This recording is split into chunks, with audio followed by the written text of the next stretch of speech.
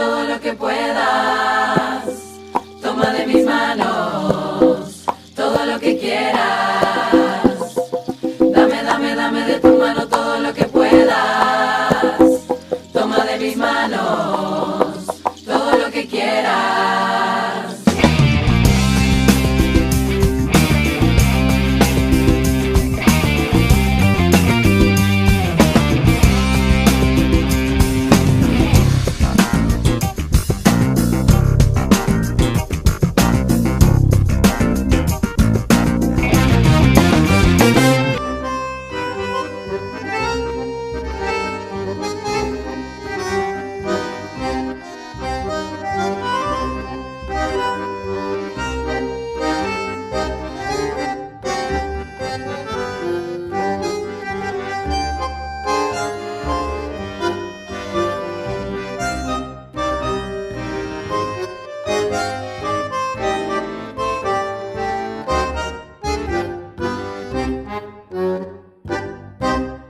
Bueno, Gabriela, muchas gracias por recibirnos en tu taller, en tu casa, y por habernos abierto las puertas para conocer un poco tu mundo de la pintura, que hace tiempo que estás. Bueno, el placer es mío, Fernando, de tenerte acá.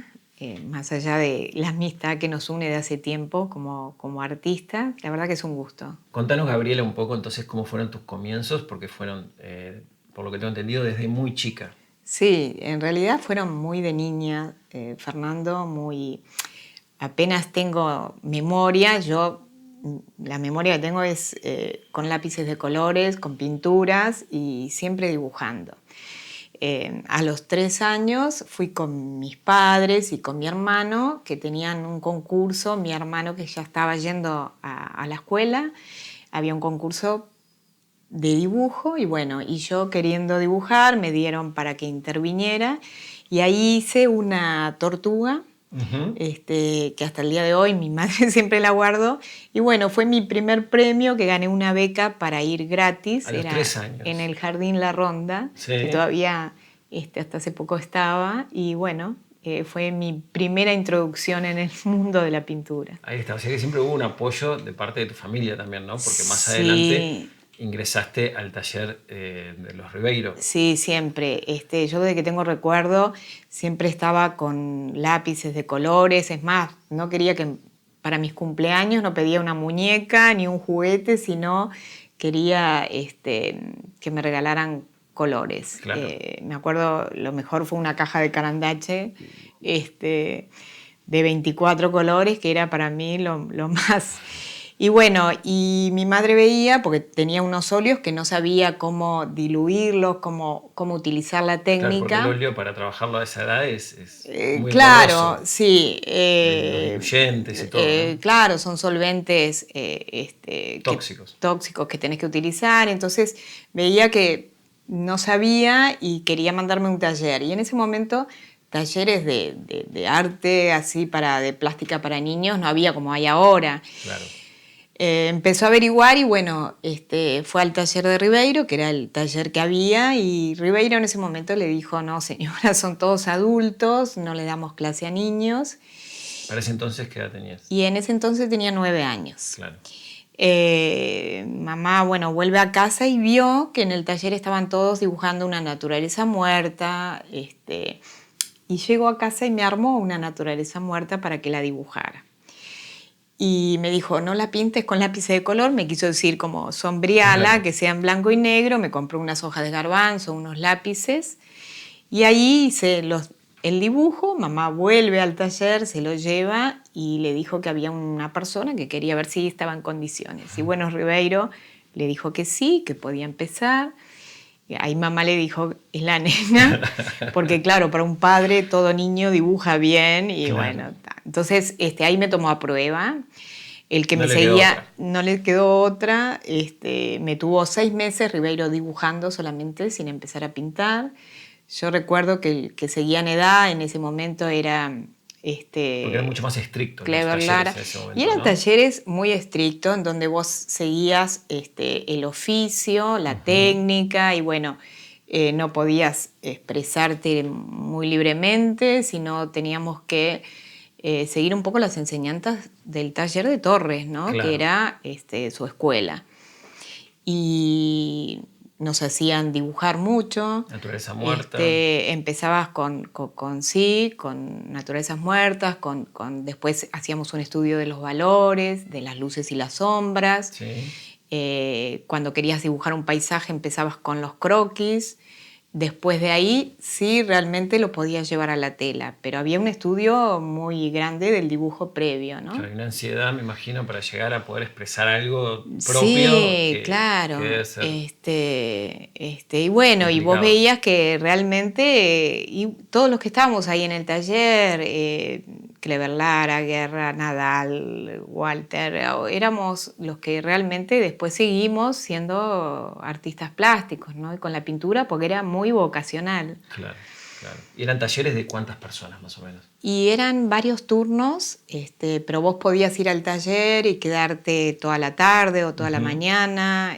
Había gente que iba por la noche. ¿Y esos talleres los daba Edgardo Ribeiro o el Seu Ribeiro? Los daba Edgardo Ribeiro, Sí. Después también estaba en ese momento Betty Fernández, estaba Ricardo Sánchez, o sea, había y alumnos más avanzados de Ribeiro, Claro. del taller, que después daban clases. En un momento Clever Lara después daba algunas clases, también Díaz Pelufo, me acuerdo, Había estaba equipo. Mari Carriquiri, sí, había equipo, sí. Y después en un momento, Gabriela, te hiciste cargo del taller. Sí, eso fue, ya cuando Ribeiro, la primera vez que Ribeiro se va a Europa a fundar un taller junto Mallorca. con Alceu a Palma de Mallorca. La primera vez queda Walter Nadal acá con el taller, y la segunda vez cuando fallece Edgardito, el hijo de Ribeiro, que estaba acá a cargo del taller, Ribeiro me llama a mí ya para ese entonces para hacerme cargo del taller. Y yo para ese entonces ya había hecho el IPA, hice el profesorado en Educación Visual y Plástica, entonces me gusta mucho la docencia. Claro. Y bueno, y hasta ahí el día de hoy estás dando clases. Y hasta el día de hoy estoy con el taller dando clases, sí.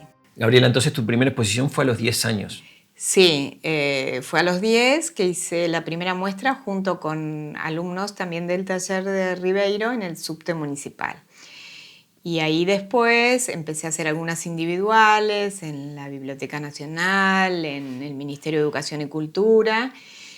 Y a los 14 años yo no quería, cuando iba a cumplir 15, le pedí a mis padres que no quería fiesta de 15, sino que quería ir a conocer a los impresionistas, que eran para mí mis grandes maestros, a verlos en vivo, sus cuadros, sus obras, y bueno, y ahí pedirme, y me fui a París y terminé lo de Ribeiro, que me había invitado en el taller, pintando con él. Y a partir de ahí todos los años iba a Palma de Mallorca, pintaba, estaba un mes, 2 meses y volvía y exponía en la Galería Moretti.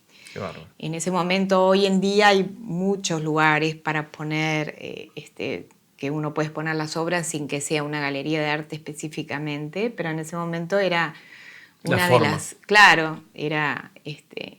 y volvía con lo que había pintado en ese mes y se hacía la muestra. Y con lo que se vendía volvía otra vez al año siguiente a irme para seguir aprendiendo allá con esos 2 maestros que para mí fueron muy importantes. Por supuesto. ¿Y la temática cómo fue variando durante todo ese tiempo? Porque tenés una temática muy variada. Sí, mi pincelada se caracteriza por algo más impresionista. Y después la temática fue surgiendo a medida que iban sucediendo acontecimientos en mi vida, ¿no? Hubo una época que pinté de repente mucho sobre caballos. Se hizo cuando se reinauguró el hipódromo de Maroñas. El presidente de Hípica me invita a hacer una muestra y a partir de ahí gustó bastante. Entonces, bueno, quedé conectada con algunos aras, con gente relacionada a la hípica y bueno, pinté mucho, me gusta los caballos, pero veía también que para pintar uno tiene que estar como inmerso en lo que en el tema, ¿no? Entonces ahí con otros artistas amigos, con Fito Sayago, Enrique Sousa y otro más, hasta tuvimos un estudio y compramos algunos caballos y bueno, y ahí era distinto para mí el ver desde adentro, qué chaquetilla, como cuando el caballo está, que no está corriendo, qué es lo que le pasa variando, ¿no? Claro. Entonces estuvo bueno. Después también cuando incursioné en la temática del tango, también me gustó mucho verlo de adentro y bueno... ¿Te gustaba el tango antes? No, en realidad fue como... ¿Se escuchaba en tu casa? O sea, el tango se escuchaba siempre en casa, pero yo en ese momento para mí era como...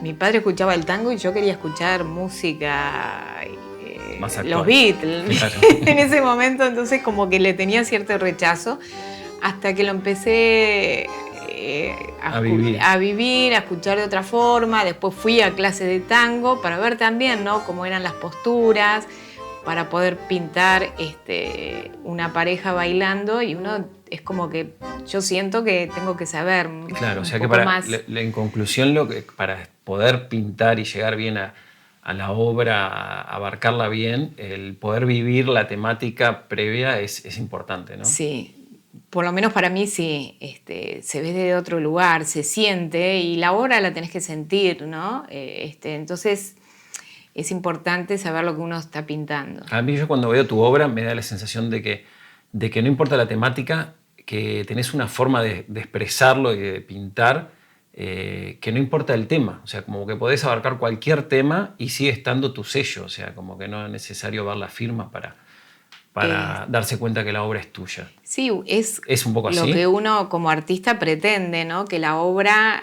haya algo que se identifique y crear tu propia personalidad dentro de una obra. Sí, yo con la temática es como te decía, van pasando por distintos momentos en mi vida y lo voy sintiendo y de repente, bueno, hay momentos en donde hay una temática que prima, como me pasó también con el fútbol. Esos son desafíos también, ¿no? Sí, son desafíos que me encantan los desafíos porque uno con un desafío es como que te propones y vas atravesando distintas... Claro, algo que seguramente no te propondrías de otra manera. De otra manera que no lo estuvieras viviendo, ¿no? ¿Cómo fue lo del fútbol? Y lo de fútbol, a mí siempre, en casa siempre fuimos muy futboleros todos. Mi padre era muy futbolero, entonces de chica me llevaba siempre, no era como ahora que lo podés mirar por televisión un partido de fútbol. Entonces yo terminaba siempre acompañando a papá al estadio. Y como obviamente de repente siendo chica me aburría un rato, sí llevaba mi blog y ahí me ponía a dibujar los jugadores y me pasaba la tarde. Después, cuando surge todo el tema en el 2010, que mi hijo ya quería ir al Mundial y bueno, decidimos irnos juntos, ahí surge la posibilidad de hacer una muestra en Sudáfrica sobre raíces culturales nuestras. Entonces trabajé ahí un poco de tango, un poco de candombe y fútbol. Y bueno, que todavía no había incursionado ahí por el fútbol. Y bueno, a partir de lo que fue Sudáfrica, que fue algo muy importante para Uruguay. Sin duda. Terminé pintando muchas más obras referidas al fútbol.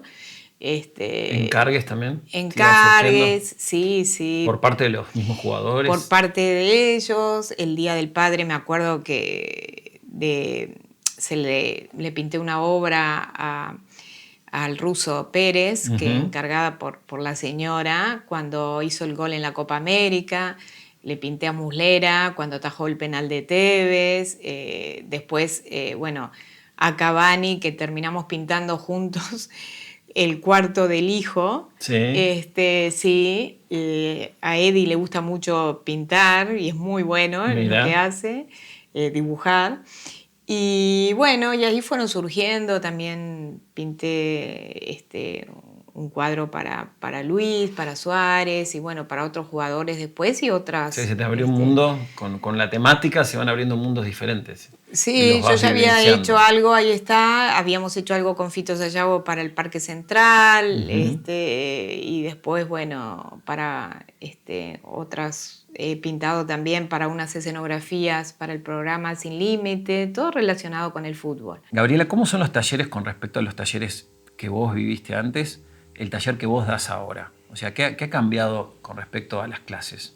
Bueno, ha cambiado muchísimo, ¿no? Porque en realidad hoy los tiempos son otros, hoy los tiempos son ya, La gente quiere ahora. los resultados ya. La gente quiere los resultados ahora, entonces hay muchísima más ansiedad de lo que había antes, en donde cuando uno entraba en un taller iba en general a hacer escuela, a hacer oficio, en donde pasaba por un montón de trabajos Claro, y después etapas. etapas en donde uno adquiría el dominio de la técnica, el dominio del uso de los materiales, y hoy ya prácticamente les gusta ya experimentar de entrada, ¿no? Ya colgar el cuadro en el living. Y ya también irse con la obra pronta, un poco eso. Entonces ha cambiado Y entonces, un ¿cómo se montón. maneja esa ansiedad? Y bueno, hay que manejarla de distinta forma, ¿no? Ver, de repente yo amplié los materiales a utilizar. Antes utilizábamos casi solamente óleo en el taller. Hoy trabajamos también con acrílico, que el acrílico es algo que permite secado más rápido de las obras, y otros materiales también que tienen otros resultados, ¿no? Mucho más, con menos tiempo de lo que Claro. lleva el secado al óleo. Y el público que viene a asistir a las clases, o sea, los alumnos, vienen con expectativas de poder ser artistas, vienen a pasar un rato. Y bueno, ¿Cómo funciona? hay un poco de todo, ¿no? Antes, generalmente, cuando yo empecé en el taller de Ribeiro, yo creo que todos los que estábamos ahí era que nuestra vocación o nuestra profesión quería o era ser artistas plásticos. Hoy la gente que yo recibo en el taller muchas veces viene porque sí realmente quiere serlo o porque quieren disfrutar de lo que hacen, compartir un momento, experimentar cosas nuevas, y a veces hasta el psicólogo o la psicóloga mandan a buscar algo que los conecte consigo mismo, porque el arte te conecta mucho contigo mismo, es decir, muchas veces me dicen, bueno, yo voy manejando, voy haciendo otra cosa y no me para el mental, estoy pensando que tengo que ir a comprar algo al supermercado, que Claro. tengo que ir a buscar a mis hijos al colegio. En cambio, cuando se ponen a pintar, es como que para el mental y bueno, se conectan con la obra, ¿no? Y se desconectan un poco de la realidad. Y eso es bueno porque es como meditar un poco, ¿no? Entonces, es muy amplio. ¿Hay edad? No, ninguna. Para empezar, Nunca, no. para empezar, digo, Bien. siempre es como para hacer algo nuevo, siempre uno se está a tiempo, ¿no? Claro. Y son distintos desafíos a distintas edades. ¿Qué te deja vos como artista dar clases? Y a mí siempre me gustó la docencia, por algo estudié para ser docente. Me enriquece un montón, porque uno aprende mucho de los alumnos, ¿no? Aprende, vos das, pero también recibís mucho. Y también el compartir, el contacto con ellos. Yo tengo unos grupos que terminamos siendo muy amigos, terminando compartiendo un montón de instancias, y es esto del arte de charlar, de conversar, de ver otros puntos de vista, es muy enriquecedor.